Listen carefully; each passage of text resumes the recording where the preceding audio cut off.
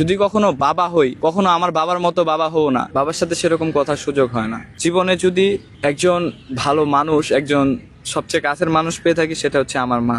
তিনি আমার বাবা, তিনি আমার সবকিছু। বেঁচে আছি অন্তত শুধুমাত্র আমার মায়ের জন্য। আমি বেঁচেও থাকতাম না যদি আমার মা না থাকতো। এমনও সময় গেছে তিনি আমার মাকে এমন মারধর করছেন যে আমার মা এখনো পর্যন্ত ডান চোখে এখনো কম দেখে। সেহেতু একজন সন্তান হিসেবে আমার যতটুকু তার ছেলে, আমার বাবার ছেলে, ততটুকুই আমি মায়েরও ছেলে। এখন আমি অতটুকু থেকে বুঝতে পারছি যে যদি কখনো বাবা হই, কখনো আমার বাবার মতো বাবা হও না। পৃথিবীতে অনেক বাবাই আছে যারা নিজের সন্তানকে খুবই ভালোবাসে, কিন্তু তার নিজের দায়িত্বটা কতটুকু এটা বুঝতে পারে না। যে তার স্ত্রীর গায়ে হাত দিবে, সে অবশ্যই একটা কাপুরুষ। কারণ একজন সন্তান তার কাছেই বড় হচ্ছে, তার সন্তানের সামনে তিনি তার স্ত্রীর গায়ে প্রহার করতেছেন। এটা কখনোই কাম্য না।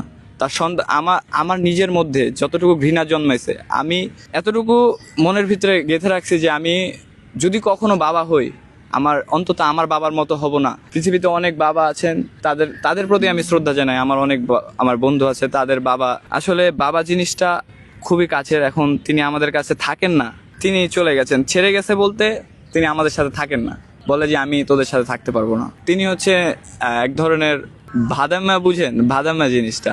তিনি নিজে সংসারে একটা টাকা দিবেন না, তিনি নিজে যতটুকু পাবেন ততটুকু বন্ধু বান্ধব, নেশা, এতটুকু ভিতরে করবেন। বাবার সাথে সেরকম কথার সুযোগ হয় না। আমি যতটুকু কথা বলি, হ্যাঁ আপনি কেমন আছেন, হ্যাঁ আমি ভালো আছি, তুই কেমন আছিস, হ্যাঁ আমি ভালো আছি। এরপরে যদি এক্সট্রা কথা বলতে যাই, তার কাছে সময় থাকে না হয়তো, কিংবা তার কোনো কর্মব্যস্ততা থাকে, এতটুকুই। আমার মা আমাকে চালাইছে। আমি ছোটবেলা থেকে পড়ালেখা করতাম না।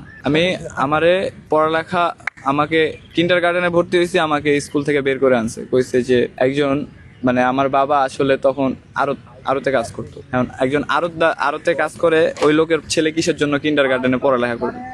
এরপরে আমার মা কাজ করে আমাকে ভর্তি করাইছে। এ পর্যন্ত আমি আল্লাহ দিলে এখন এসএসসি পরীক্ষা দিছি। ইনশাল্লাহ বাংলাদেশের পড়ালেখা শেষ করার ইচ্ছা আছে, এরপরে বিদেশ যাব।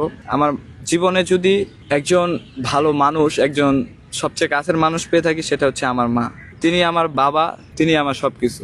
আমার এতটুকু আসছি, এতটুকু বেঁচে আছি অন্তত শুধুমাত্র আমার মায়ের জন্য। আমি বেঁচেও থাকতাম না যদি আমার মা না থাকতো।